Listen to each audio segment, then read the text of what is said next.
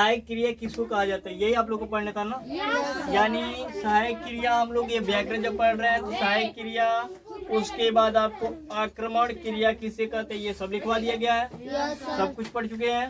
अब हमें एक बात बताइए कि सहायक क्रिया किसे कहते हैं, आप लोग को डिफिनेशन लिखवाया गया है ना, क्या लिखवाया गया है, पढ़ के बताइए, पढ़कर सबको ही बोलो क्या हुआ। क्रिया के अर्थ स्पष्ट करने में जो क्रियाएं सहायक होती हैं वह क्रिया सहायक क्रिया कहलाती हैं। हाँ, कहने का मतलब यह है कि क्रिया जो होता है उसके अर्थ को स्पष्ट करने के लिए, ठीक है, जिस क्रिया की सहायता ली जाती है उसी को सहायक क्रिया कहते हैं। अर्थ क्या होता है, ठीक है, अर्थ का मतलब क्या होता है, जैसे कि अर्थ ये हो गया कि किसी शब्द को हमने बोले, ठीक है, जैसे हमने बोल दिया कि ओके, तो ये इंग्लिश हो गया, ठीक है, इंग्लिश हो गया, यानी हमने कहा कि ठीक है, इसका अर्थ निकल रहा है क्या चीज, ठीक है कि नहीं। जिस शब्द का अर्थ निकालने के लिए अस्पष्ट किसी क्रिया की सहायता ली जाती है,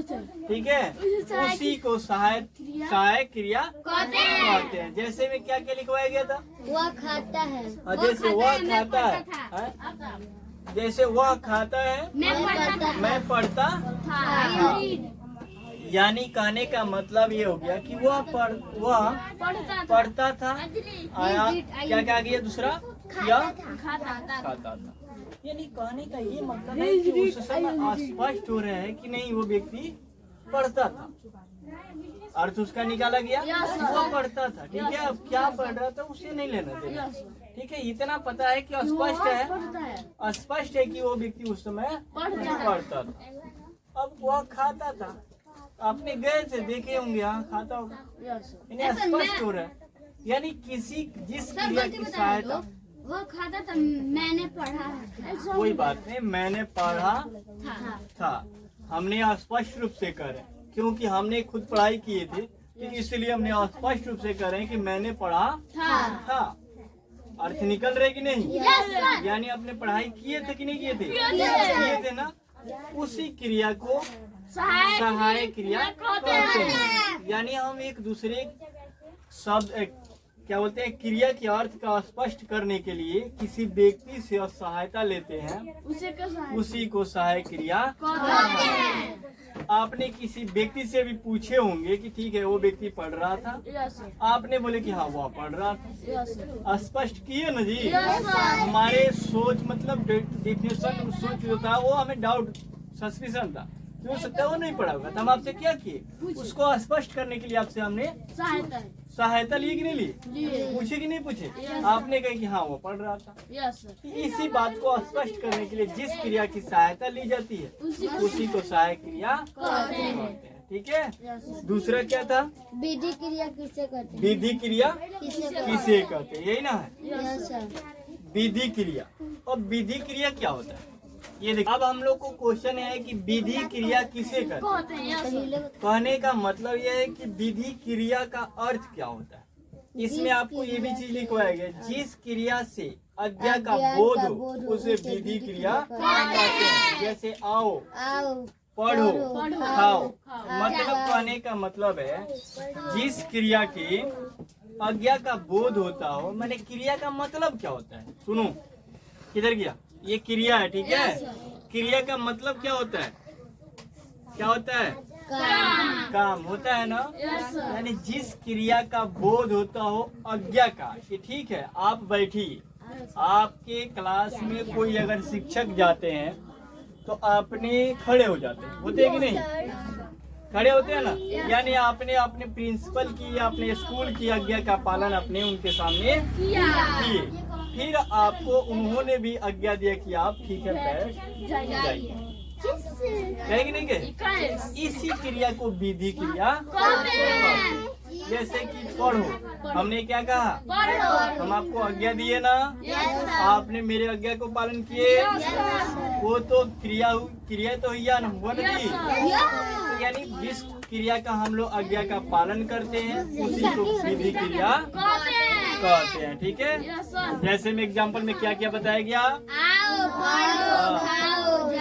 ठीक है, हमने कहा कि आप आइए और पढ़िए, फिर पढ़िए, ये भी आज्ञा दिए, फिर बोले कि ठीक है आप पढ़कर जाओ, जा सकते हैं। ठीक है, अब आपने किसी आपके घर पे मेहमान कोई आए तो आपने क्या आज्ञा दिए कि ठीक है आप आराम कीजिए, रेस्ट कीजिए और खाना खा के तब जाइए। बोला गया ना, खाना खाकर तब जाना है, यही तो बोला जाता है ना।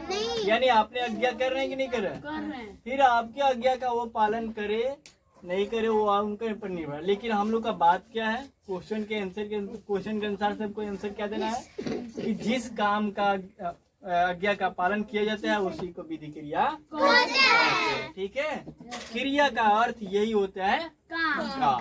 ठीक है, समझ में आया? तो ये हम लोग को पढ़ना है, पढ़ेंगे तो बिल्कुल समझ में आएगा। याद करने की, रटने की चीज नहीं है। बस इतना दिमाग में रखो कि समझने का, अर्थ के जो शब्द है ना उसका अर्थ सोचने यानी निकालने का सोचो, समझने का सोचिए, देखिए याद हो जाएगा। आपको मेहनत भी करने की जरूरत नहीं पड़ेगी। जब तक ले कोई क्वेश्चन नहीं समझ में आया, उसका आंसर नहीं समझ में आया, तो आप रटते रहिएगा, फिर रटिएगा, याद होगा, फिर भूलिएगा। उसको इतना प्रयास कीजिए कि हम उस आंसर का अर्थ निकाल लें, जिससे याद हो जाए। हाँ, उस क्वेश्चन का अर्थ निकाल लें, तुरंत याद हो जाएगा। Yes sir. इसी को हमने ये दोनों क्वेश्चन का अर्थ जब तक ले समझेंगे नहीं तब तक ले याद नहीं। Yes sir. याद होगा, फिर आप भूलिएगा, फिर याद करिएगा, फिर भूलिएगा। Yes sir. ठीक है, ये दो क्वेश्चन किससे करते हैं, यही लिखवा गया Yes, था। sir. चलिए ठीक है, अव्यय के बारे में जानेंगे। अव्यय किसी कहा जाता है ये जानेंगे। कहा गया जिस शब्द का रूप किसी भी लिंग, पुरुष या वचन में नहीं बदले उसे अव्यय कहते हैं। अव्यय को अभिकारी शब्द भी कहा जाता है। जैसे में कब और इतर में ये कहा गया है कि जिस शब्द का रूप किसी भी लिंग, पुरुष, वचन में नहीं बदले। माने लिंग क्या है? जैसे हम लोग कहते हैं स्त्री, पुरुष कहते हैं कि नहीं? इसी को तो लिंग कहा जाता है ना। उस लिंग में ये बदल नहीं पाएगा। काहे कि कब बोलेंगे तो अब हमें क्या, कब हम कोई जरूरी है कि हम पुरुष के साथ ही बोले? Yes sir. नहीं, स्त्री के साथ हो सकता है कि स्त्री के साथ भी बोले हूँ। Yes sir. ये लिंग में नहीं परिवर्तन होता है, नहीं बदलता। ठीक है, या किसी वचन में नहीं बदलता। ये कोई जरूरी नहीं कि आप बहुवचन में ही बोल दिए तब यस सर। कब, ये कोई जरूरी नहीं है। आप अकेले के साथ भी कब बोल सकते हैं, दो आदमी के साथ भी तब कब बोल सकते हैं। यानी ये वचन में कभी बदलेगा नहीं। क्या हमने दो आदमी था तभी हमने कब बोले? आपने ये भी नहीं कह सकते हैं कि नहीं वो स्त्री थे इसलिए हमने कब बोले। कोई इसका मतलब हम लोग हर जगह इसका प्रयोग कर सकते हैं, लेकिन इसकी कोई स्त्री लिंग में या किसी वचन में हम परिवर्तन नहीं कर सकते हैं। उसी क्रिया को, ठीक है, उसी क्रिया को या उसी शब्द को हम लोग क्या कहते हैं? अव्ययी कहते हैं। इसे अविकारी शब्द भी कहा जाता है। अविकारी, अविकारी का मतलब, अविकारी का मतलब क्या होता है? यानी अविकारी का मतलब तो किसी काम का नहीं होता है। ठीक है, ये लोग नहीं कहते हैं ये बेकार है, किसी काम में बिल्कुल बेकार है। उसी प्रकार से अव्ययी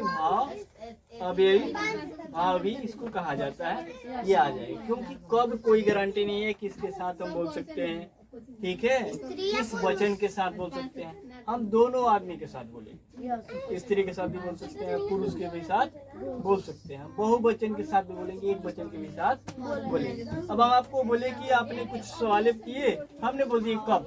अब हम कब जब बोले थे सबको तो नहीं बोले जी, या हो सकता है कि सबको बोले होंगे। ये तो हम वचन में बदल नहीं रहे। इस प्रकार से हम लोग उसी को कहते हैं अव्ययी भाव। उसको कहा जाता है कि जिस शब्द के रूप किसी लिंग, ठीक है, लिंग या पुरुष या वचन में नहीं बदला जा रहा है उसी को अव्ययी भाव कहते हैं। इसे अविकारी शब्द भी कहा जाता है। जैसे में क्या है, कब और तब, ठीक है, या अंत, तब या तब इसी प्रकार से अव्ययी भाव होता है। ठीक।